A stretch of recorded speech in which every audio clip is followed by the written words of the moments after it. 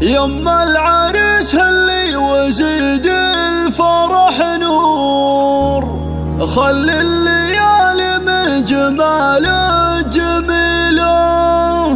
لو كان مالك بالمنصات جمهور، يكفي حضورك والكراسي تخيله. يكفي حضورك والكراسي تخيله.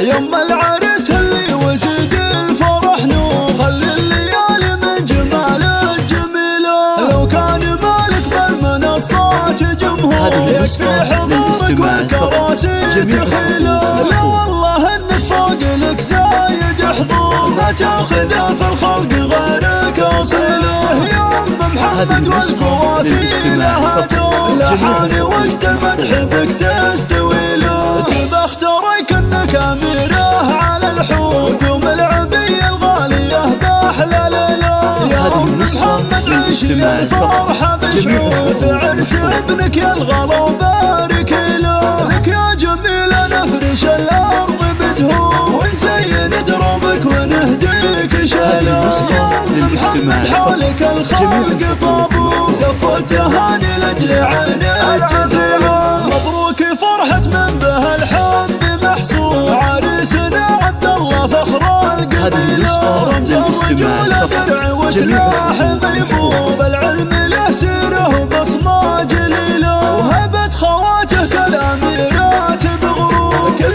القصايد في غلاهم قليله. الذوق فيه الناخ من اخر ظهور، مع القمر متشابهات الفصيله. واخوانك رجال لهم صيت مذكور، كل العرب تفخر بهم دون حيله. من قام في العليا لهم مجد معمور، فخر العتبان دايم جزيله.